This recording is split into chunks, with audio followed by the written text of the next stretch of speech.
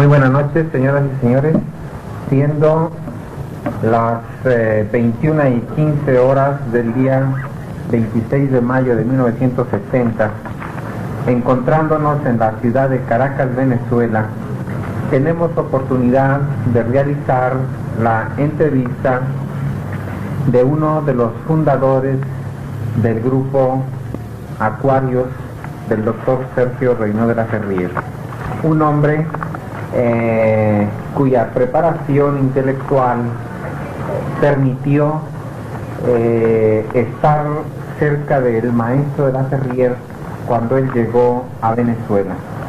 Considero, por las pocas palabras que he cruzado con él antes de la entrevista, que es un elemento sumamente valioso y que estará en posibilidad de proporcionarnos una serie de datos de primerísima importancia. Con ustedes está el señor Mileo, quien dirá su nombre completo al iniciar su grabación. Buenas noches, señor Mileo. Buenas noches. ¿Me quiere usted decir su nombre completo? Mi nombre completo es Víctor Manuel. Ajá. ¿Qué edad tiene usted, señor Mileo? 52 años. ¿A qué se dedica actualmente, señor Mileo? Bueno, actualmente me dedico a trabajos de tipo investigativos, ya sea en el campo policial. Desde hace 30 años que tengo cargos públicos de dependencias oficiales, especialmente del Poder Judicial. Mi trabajo actual es de experto grafotécnico del Cuerpo de Policía Judicial de Venezuela. Y aparte, tengo una propia academia en la cual enseño privadamente algunas ramas de la investigación. Me decía su secretario que usted realiza, aparte del aspecto grafotécnico, algunas labores de tipo altruista, como algo así de las flores y de los animales y sí. de... Bueno, como no faltan los Quijotes, no sé si por suerte o por desgracia en este mundo, sí, a mí precisamente me decía el hermano Estrada en esa oportunidad que yo, como buen hijo de Tauro, estaba muy influenciado por Venus. El sentimentalismo a veces rayaba en mí, pues, en cierta forma, digamos, patológica. Pero les digo esto como preámbulo a lo que les voy a decir. Exactamente, precisamente cuando Acuario comenzó a echar sus cimientos aquí en Venezuela, yo ya empecé a trabajar en el movimiento de protección a los animales. Y milité, pues, en ese movimiento, del cual, pues, me honro ser fundador y su primer presidente durante mucho tiempo. Otra actividad altruista que he tenido ha sido la de la Sociedad Humanitaria Albert Schweitzer, de la cual también he tenido el honor de ser presidente y en la cual milito todavía. Estas han sido, pues, las dos sociedades de tipo, digamos, humanitario, de las cuales, pues, he formado parte. En el campo, pues, ya de organizaciones, las otras han sido de carácter esotérico, como la Sociedad Teosófica, a la cual he pertenecido durante tanto tiempo, y algunas otras instituciones de carácter más bien ya de tipo científico profesional. Como ustedes pueden ver, por las palabras del señor Mileo, tenemos una visión más o menos general de la preparación y de la sensibilidad del hombre a quien estamos entrevistando.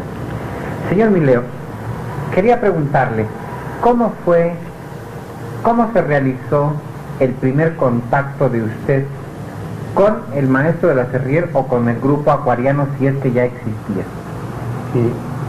Mi primer contacto con el maestro La Ferrier, recuerdo que fue por el año 48, si la memoria no me es infiel. Estaba yo en una reunión de la Sociedad Teosófica en la logia Nuevo Ciclo. Era una logia a la cual formaba parte el hermano Estrada, el hermano Mejía.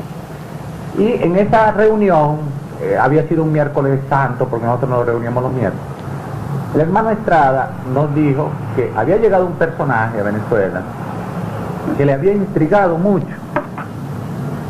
y que ese señor iba el Viernes Santo a dar una conferencia de Guamito a Minerva, donde era la residencia donde vivía el hermano Estrada pues, con su familia, y que iba a hacer una misa cósmica, quizá la primera que iba a hacer. Nos encontrábamos casa del hermano Fue Mayor, donde nos reunía la logia teosófica. El hermano Fue Mayor era fotógrafo, y entonces Estrada llevó esa mañana de ese Viernes Santo al maestro La Ferrera allí para hacerse una foto, y luego nos fuimos todo el grupo para allá. Recuerdo pues que me impresionó gratamente la ceremonia de la misa cósmica. Me impresionó en realidad por la trascendencia de su mensaje, y no sé si sería su gestión o qué fue, pero enseguida el personaje pues tomó cierto relieve. Nos damos cuenta que no estábamos frente a un embaucador como muchos lo creían, sino frente a una persona pues que tenía una misión que nosotros desconocíamos, y que estaba pues rodeado de una serie de conocimientos importantes, y que ya tenía cierta valentía porque asomaba pues ciertos principios del futuro con una gran seguridad. Ese contacto vino a hacerse un poco más estrecho.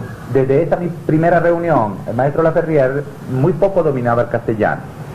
Yo recuerdo que como él encontraba cierta dificultad en expresar, yo le dije en el grupo que si me permitía, pues, de acuerdo con mi modesto conocimiento del francés, puesto que había vivido 12 años en Europa, me permitía porque le ayudara a traducir, cosa que él aceptó de muy buen agrado, y esto también me trajo pues cierto compromiso con él, porque con frecuencia me decía que tenía que trabajar un poco más cerca de él, y hacerlo no por él, sino por la misión que había por delante. Más o menos, en breve rasgo, eso fue el primer contacto que tuve con él. Lo conocí un Viernes Santo, desde el año 48. Ajá. Me comentaba usted en el elevador ahorita al entrar a su casa que los que formaron el primer grupito de simpatizantes alrededor del maestro Laferrière pues realmente fueron elementos aportados por la Sociedad Teosófica, concretamente de la logia a la cual... Nuevo ciclo, sí.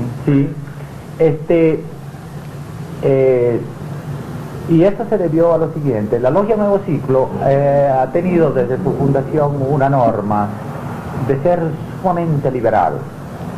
O sea, nosotros procuramos desde un principio de que no existiera nunca fanatismo, ni ninguna forma de expresar la teosofía que obedeciera pues a impulsos dogmáticos, ni nada de eso, sino éramos sumamente liberales. Y además, los mismos miembros de la Sociedad Teosófica ya pertenecían a otras órdenes. Así es que en ese sentido el maestro Laferrière encontró un terreno muy abonado. Y él, hasta cierto punto, algunos después lo censuraban como una especie de aguafiesta de la teosofía, porque parece que se llevaba a la gente de muchos movimientos. Y él, recuerdo, una de las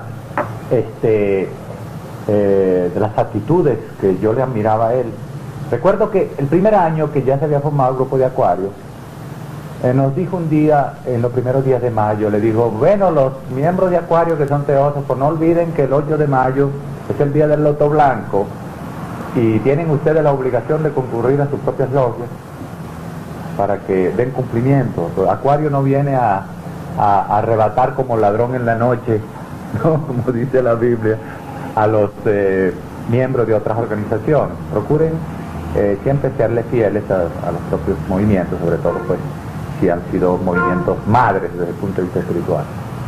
Así es pues que eso nos viene a demostrar que en realidad los primeros miembros, los primeros discípulos que él tuvo, el cual el hermano Estrada, el hermano Mejía, había otro González Toledo, eran miembros de la Sociedad Teosófica, propiamente de la orden de la logia Nuevo Ciclo. ¿No quiere usted decirme los nombres de las personas que usted recuerde, aparte de las tres que me han citado? Bueno, le voy a recordar algunos otros que tal vez no siguieron en la misión, porque claro, hubo ciertas discrepancias. No se puede pretender que un movimiento se inicie de un común acuerdo, porque eso ya no sería humano, ¿no? Junto con los primeros fundadores, inicie de un común acuerdo, porque eso ya no sería humano, ¿no?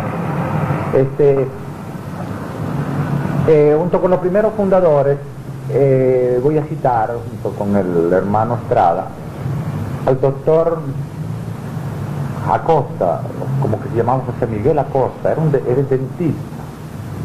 Era una persona que sintió por el maestro un gran afecto y una gran admiración.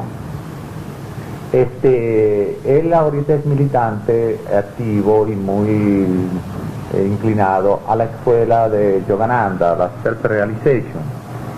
Entre los primeros individuos que rodearon al maestro, claro, habían los hombres de una fe incondicional, como era la de Estrada, ¿no?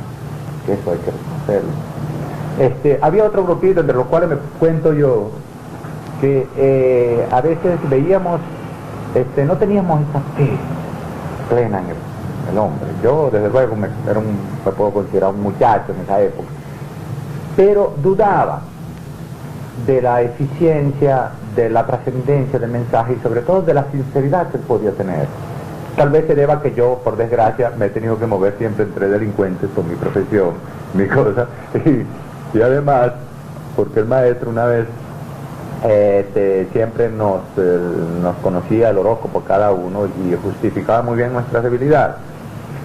Pero en ese grupito primero, de los hombres más firmes, desde luego, estuvo Estrada, estuvo Mejía, estuvo el hermano Pacheco, estaba este hermano González Toledo, que también después se retiró, estaba este hermano, el doctor Acosta, dentista, estaba otro hermano Valiamesti, que fue el gran maestro de la masonería aquí, porque hubo ciertos comentarios, y doctor, quizás la sinceridad tenga más valor en este caso de entrevista, que quizás la hipocresía o el deseo pues de rodear a los seres humanos de esa aureola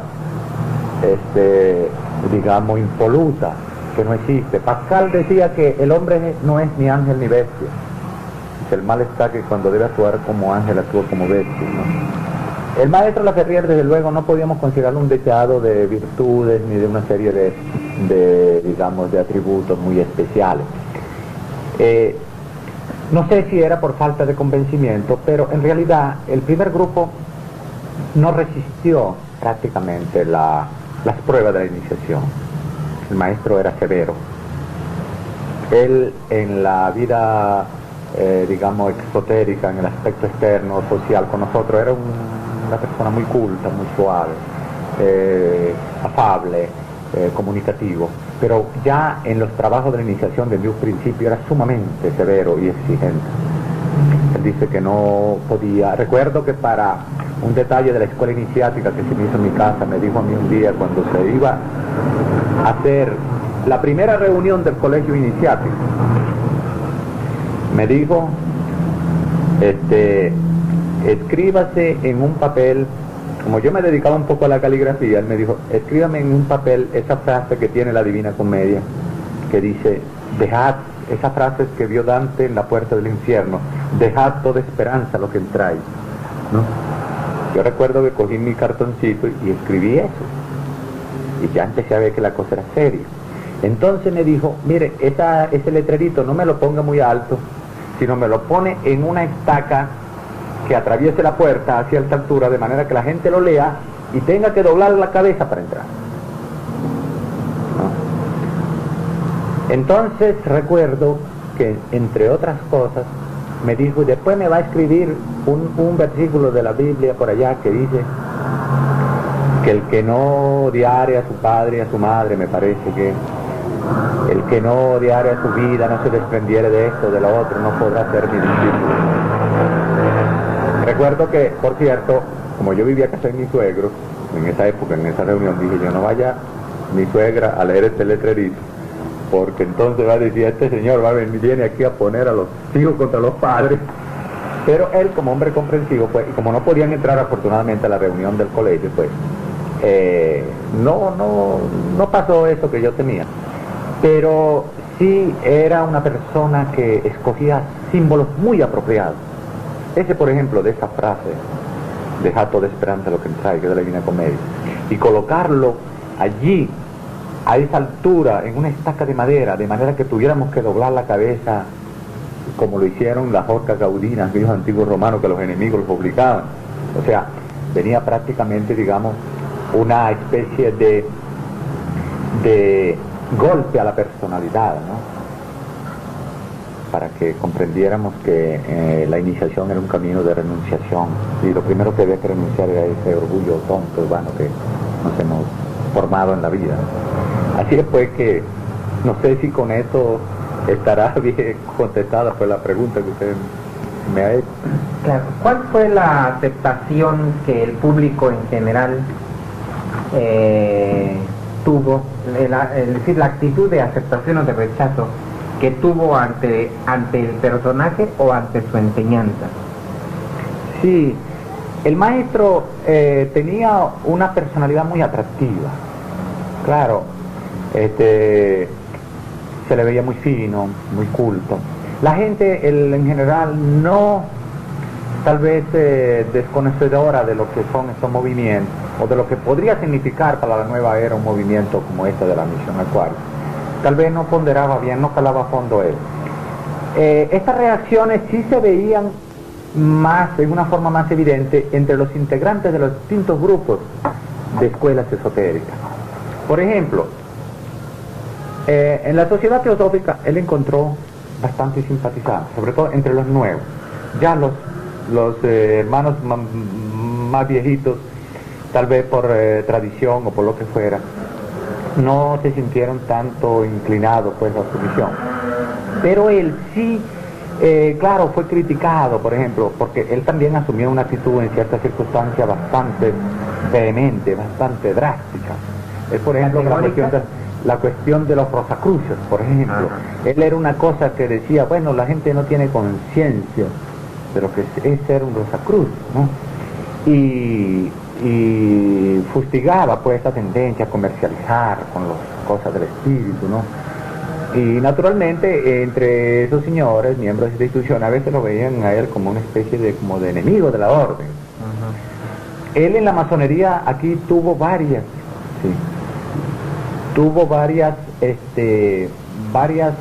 disertaciones, y muchos masones le tenían admiración, le sentían admiración por él, por sus conocimientos, la forma como exponía el simbolismo masónico a la luz pues de esta nueva concepción iniciática de la nueva era. Pero él tampoco se dio mucho al público. En los primeros años de su actividad en Venezuela, su trabajo estaba reducido a sus discípulos. Él se dedicaba más a sus discípulos que a entrar a una actividad plenamente pública. Sí, era explicable por lo siguiente, porque él necesitaba tener algunos puntales firmes donde edificar. Eso era lógico. Tal vez una labor más bien vertida hacia el público pues se hubiera diluido quizá en una cosa demasiado endeble, y eso no hubiera traído pues la continuidad de la orden. Él se dedicó exclusivamente, sobre todo cuando veía que había en el fondo del discípulo había ciertas condiciones o ciertas esperanzas para la misión, él se dedicaba a pequeños grupos para formarlos, para templarle el carácter y que comprendieran la responsabilidad que iban a tomar.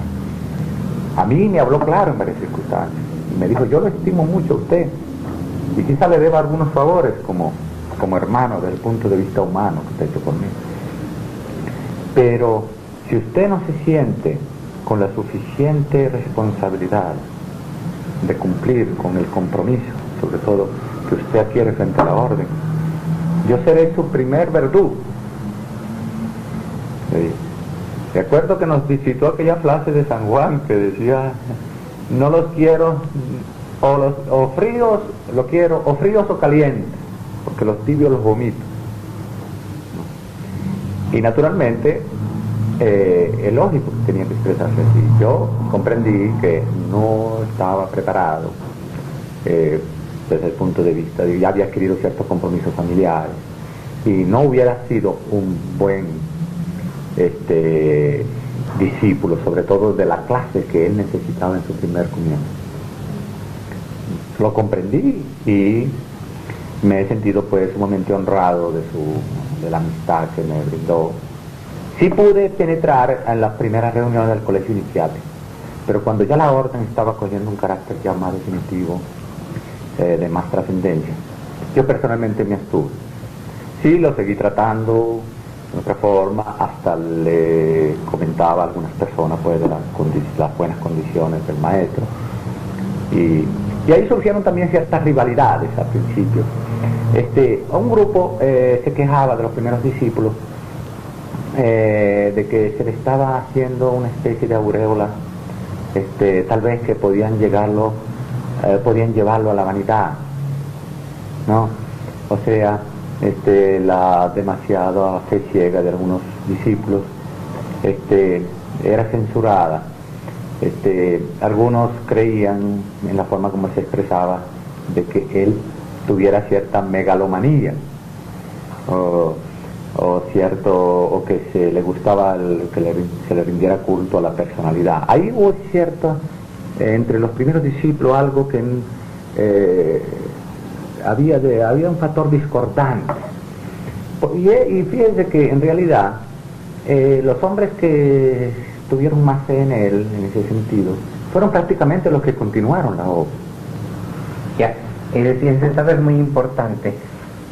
Los que tuvieron fe en él, como Estrada, como Mejía y el mismo Pacheco, y algunos que no lo conocieron, porque por ejemplo Gil Colmenares, yo me admiraba de la de la fe, de la seguridad que tenían estos hermanos en la misión del maestro, en su persona, ¿no? En la misión que él tenía, ¿no? Yo lo juzgaba más como un personaje mundano, y claro, no dejaba a veces de admirarme pues de ciertas condiciones, de su conocimiento y de su forma de exponer la verdad y de ese magnetismo que tenía, ¿no? Pero yo no tenía esa fe tan fuerte como la tenían estos hermanos. Y la historia de la orden pues ha venido a confirmar que en realidad él los cimientos los supo escoger.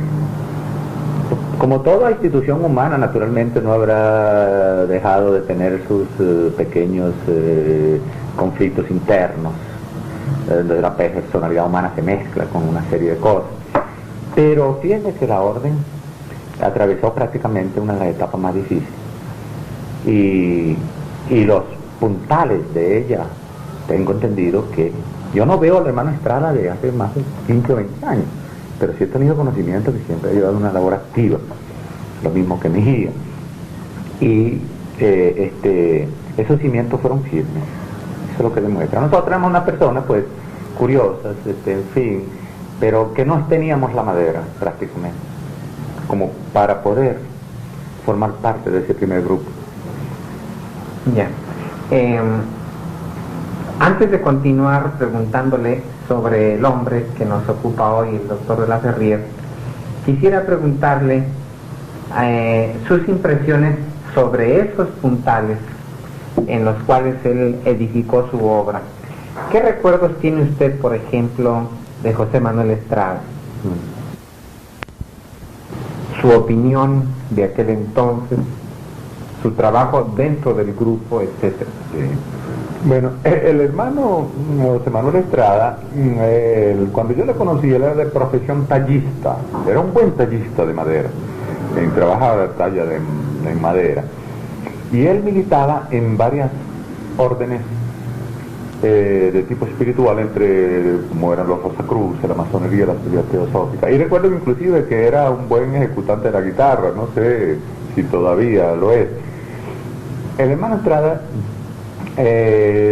yo lo que le veía a veces era una especie de determinismo en los asuntos de tipo espiritual. Yo recuerdo, por ejemplo, que él se fijaba mucho en una casa, por ejemplo, Cuando yo le dije que la casa nuestra estaba a la orden para que comenzara a trabajar el colegio iniciático allí, a él hubo un detalle que no le gustó. La casa en la que vivíamos nosotros tenía el número 13-3. Y entonces, él hizo ciertas observaciones porque él dice que él respetaba mucho los números, ¿no?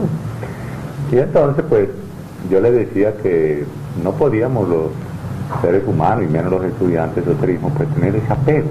Pero esa era su manera de ser. Era un tipo, por ejemplo, que le daba una importancia a una serie de cuestiones, el símbolo, bajo todo punto de vista. Tendría sus razones, él lo veía así.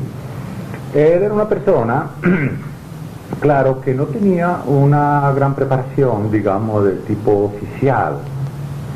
Es un hombre que se levantó, pues, según tuve conocimiento por algunos amigos,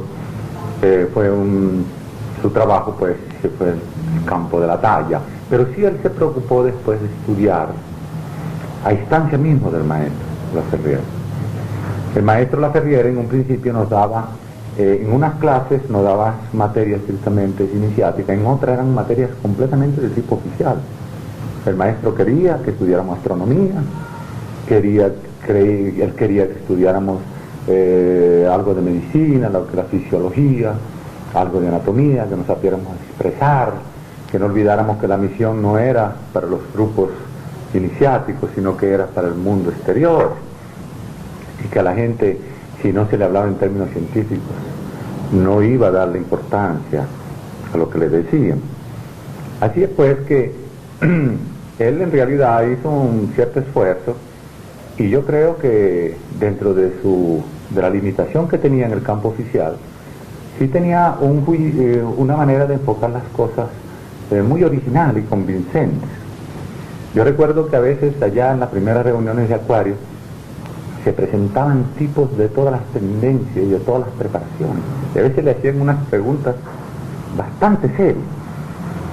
Y yo no sé, él tenía una habilidad para convencer y para contestar, que yo a veces llegué a creer, digo, este individuo tiene que estar iluminado.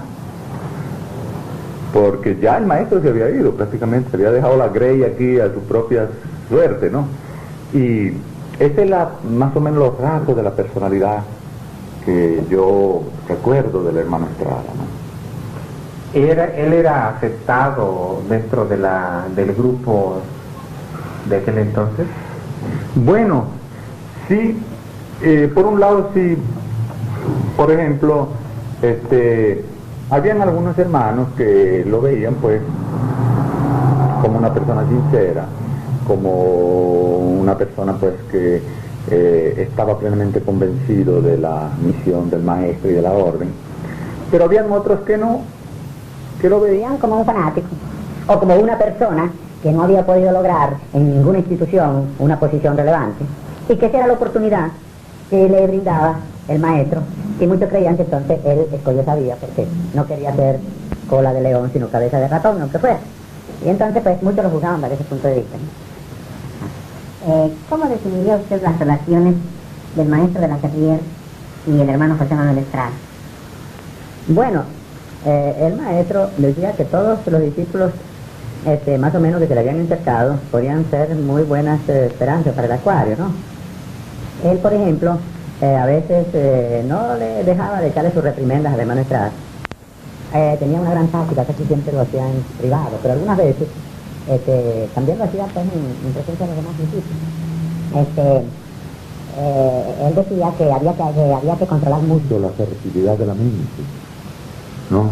A veces, por ejemplo, para dar una explicación de ciertas cuestiones, a veces se recurrían, y en eso el hermano Estrada, por ejemplo, a dar unas explicaciones quizás un poco muy personales de él, ¿no? Claro, nosotros, algunos les criticábamos eso, pero en realidad las relaciones entre el maestro Laferriere y el hermano Estrada fueron siempre unas relaciones pues ya muy firmes. El maestro se dio cuenta que en realidad, con todos sus defectos que podía tener, era un puntal que él había encontrado para edificar su obra. Y así en realidad ha sido.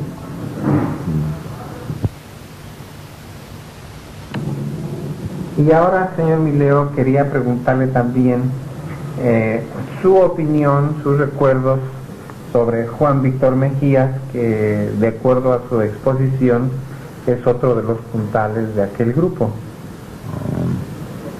Bueno, el hermano Mejía, no sé si ustedes sabrán, él antes de ingresar a la orden, él había sido boxeador, aquí, ¿no?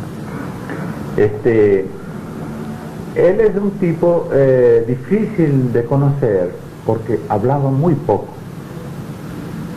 Era un tipo taciturno, o lo es todavía supongo, era muy afable, también él acompañaba al maestro en casi todos sus viajes. Era una persona que incondicionalmente se puso al servicio del maestro. Era una persona pues que tampoco disponía de una preparación, tal vez porque las circunstancias de la vida no se lo permitieron, pero era una persona sumamente convencida desde un principio de que el maestro pues tenía una misión muy elevada y que era pues un ser poco común que había llegado por aquí. Él era una persona, ya les digo, sumamente callado, no demostraba a veces ni ocupaba siempre posiciones muy humildes, no le gustaba pues hacer alarde de nada de conocimiento y era pues a cierto punto impenetrable. Por lo poco que hablaba pues se hace sumamente dificultoso en conocerlo cómo era en sí. Y de Alfonso Gil Colmenares. Alfonso Gil Colmenares, yo recuerdo cuando llegó del interior, él era maestro, estaba dedicado al magisterio, y entonces él, cuando tuvo el primer contacto con la misión, que oyó al maestro hablar, él también fue uno de los tipos que rápidamente, incondicionalmente, se puso al servicio de la orden. Yo hasta me encontré una vez un hermano carnal de él, su hermano familiar, que me decía, ¿cómo es posible que mi hermano vaya a dejar la carrera del magisterio que le brinda cierto porvenir por estas ideas tan raras que se le han metido ahora en la cabeza? ¿Usted qué ve en eso? Le digo, mira, chico, ideas raras no, son ideas sanas, porque si se fuera un grupo de bandidos los que se estuvieran reuniendo, donde se estuviera pues planeando hacerle daño a alguien, yo no veo. Lo que pasa, le dije, que tiene el suficiente valor y la suficiente decisión de hacer unas cosas que tal vez no se atreve usted ni me atrevo yo, pero yo no veo pues en realidad que eso sean chifladuras ni mucho menos. Después de mucho tiempo me lo encontré una vez en San Juan de los Morros, una ciudad, ya él estaba en plena actividad misionaria. Era un tipo que no le daba importancia a lo que la gente dijera. Ya él usaba el pelo largo, ¿no? Y usaba su hábito. Y recuerdo que lo vi en plenas calles de San Juan de los Morros, pues en una actitud bastante decidida. La gente lo miraba con mucha curiosidad y en las veces que hablé con él, otra vez me lo encontré en el Limón, allá en las ramas, ya cuando el maestro se había ido. Ya noté pues también que ese era otro puntal firme. Era de los tres primeros el de más preparación oficial, intelectual, ya sea porque era maestro pues y tenía carrera del magisterio. En cuanto a preparación, de los tres primeros era el que más preparación general tenía. Claro que luego vino a añadirse después su condición de personas ya de estas escuelas, y rápidamente captó la visión que el maestro tenía de la orden, y muy disciplinado en los ejercicios, recuerdo perfectamente, ¿no? Eso es en líneas generales lo que recuerdo de él. Y volviendo a nuestro personaje, En la perspectiva histórica de 22 años de distancia, señor Mileo, ¿qué piensa usted del mensaje que aquel hombre trajo? Usted como esoterista y como hombre sensible a los fenómenos del espíritu, ¿qué opina de eso? Sí, desde luego que el mensaje del maestro tenía un gran valor y un gran alcance. O sea, yo me vine a convencer de esto después, mucho tiempo después. Yo, por ejemplo, cuando veo a estos hippies por la calle, con esa indumentaria, y a veces con ciertos emblemas en el pecho, muy parecidos a lo que el maestro usó en su primera... Y sobre todo en las exposiciones que él nos hacía, de que debíamos convencernos de que el mundo, la vida, o el universo, o nuestra tierra, o la sociedad había llegado a una etapa de que se iban a alterar una serie de condiciones tradicionales de tantos años, que debíamos abrir los ojos a esto, que las conquistas de la ciencia iban a ser tremendas, que las mismas instituciones religiosas, como la Iglesia Católica, tendría que dar un cambio sumamente radical, ¿no? Y yo me he dado cuenta a través de los tiempos y de lo que veo, que en realidad él tenía mucha razón. ¿No me cuenta la anécdota que me decía en el elevador sobre a la Iglesia Católica? Sí, precisamente una de las cosas que más conservo, recuerdo, fue esa vez que nos dio una pequeña disertación a ese grupito que ya pensábamos ser de la escuela iniciática. Él trazó en el pizarrón un zodíaco, pero en vez de poner los símbolos del zodíaco, puso los números del reloj. Y entonces dijo que cada vez que se cierra un ciclo de 12, en cualquier historia, en la historia de cualquier institución, eso es muy significativo. Y entonces, como en esa época regía los destinos de la Iglesia Católica, el Papa Pío XII, él dijo, el Papa Pío XII cierra un ciclo dentro de la Iglesia Católica por el mismo número que le tocó. Dijo, los papas que habrán de sucederle le darán una vuelta completamente distinta, no solamente en la relación de la Iglesia hacia la humanidad, hacia la ciencia, sino inclusive dentro de los mismos rituales de la Iglesia, que parecen todavía más difíciles de cambiar. Cuando pasó a mejor vida o a peor, no sé, el excelentísimo señor Pío II, que vino el Papa Juan XXIII, en realidad ya se notó ese gran cambio en la forma de ser del Papa, de la relación, que dijo una vez que las puertas del Vaticano estaban abiertas para todos, por lo que eran católicos y no católicos, ya esa forma humana de relacionarse con el creyente, con la humanidad. Después vinieron esos concilios vaticanos donde se tomaron esas medidas tan trascendentales. Después vino el Papa Pablo VI, pues, con esa reforma en la liturgia y todas esas cosas.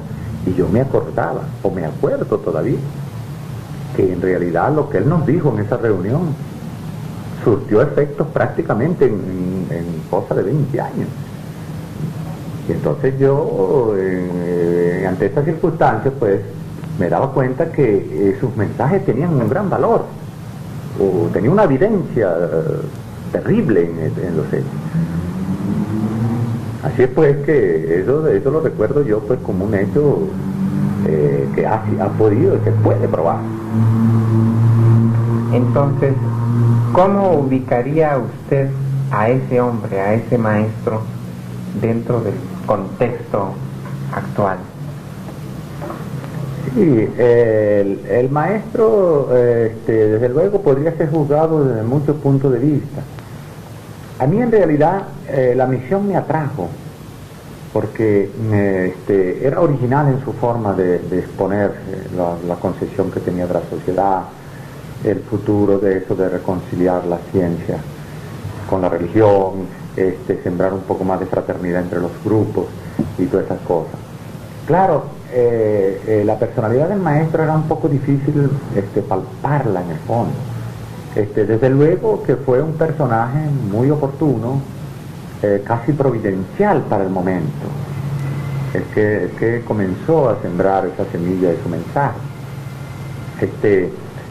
Yo a veces, pues en algunas meditaciones muy personales,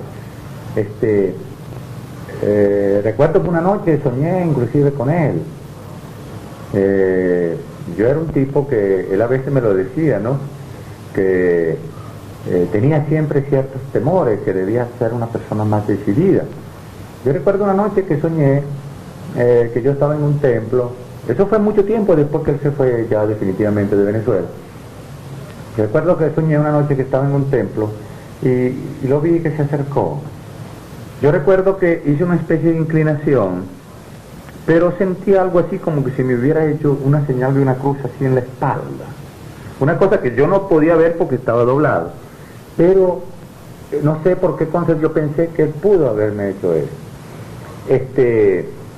Y se lo conté una vez a un hermano que está muy dedicado a la ciencia oculta. Le conté, mira, tuve este sueño con el maestro Laferriere y tal. Este hermano no era muy partidario de su misión, lo creía más bien un mago negro. Y este hermano me dijo, mira, ahí tienes la prueba de lo que yo te decía. Él no afloja a los discípulos, ni a los que pueden ser los discípulos, en ningún plano. Esto que te ha hecho a ti es una especie es como para atarte más a su misión. Pero ese sueño me impresionó verdaderamente. Yo nunca pude calar a fondo cuál era la verdadera intención desde el punto de vista humano de él. Claro, aquí por ejemplo se comentó mucho inclusive sobre la cuestión de la muerte de él en Francia.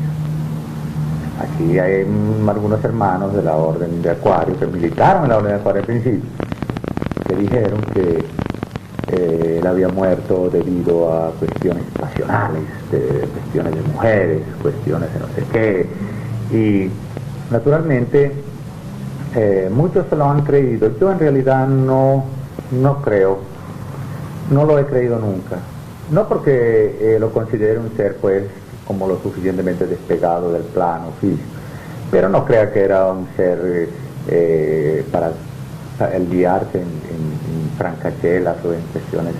Era un ser para mí de cierta elevación, cierta categoría. Pero no sé si estos hermanos, tal vez para hacerle una mala atmósfera a la orden o a su persona, pues consideraron eso, que alguien les había escrito de Francia. Ahora, a mí poco me importa ni su principio ni su fin. Lo que me importa fue lo que vi de él en su vida, en lo que sembró, en la obra que sembró. Porque de haber sido un hombre, como aquí decían, como decían algunos, que su interés hubiera sido las mujeres, fue lo que él me decía una vez. Me decía, mira, una vez me mostró allá en el Limón, me dijo, mira, tú ves, aquí hay mucho calor, y hay mucha plaga, muchos mosquitos. Yo te voy a mostrar una foto de la casa donde yo vivía en Francia. ¿No? Yo tenía ahí, por mi condición de astrólogo, yo era una persona que a mí me abrían las puertas, todo eso en el club, y yo era un personaje muy conocido y tal. ¿Tú crees que qué interés pudo haberme traído a mí aquí a venir a pasar trabajo, a privarme de una serie de cosas, cuando me hubiera muy bien haberme quedado allá? ¿No? Y el interés por la falda, como muchos creían, tampoco lo creen. Porque mal podría una persona, para perseguir un fin de eso, valerse de un medio de esta naturaleza, ¿no? Más bien donde se siente cohibido, controlado por los discípulos, toma una responsabilidad frente al medio. No creo que era un hombre que podía haber tenido pues esas inclinaciones, porque de haberlas tenido pues se hubiera dedicado a otras cosas. Y en cuanto a su persona, pues era bastante impenetrable. Sí, a pesar de que muchos de nosotros en el Limón convivíamos con él, yo le comentaba una vez a un hermano y le decía yo, caramba, fíjate, a pesar de que nosotros llevamos tanto tiempo aquí al lado de él, trabajamos con él,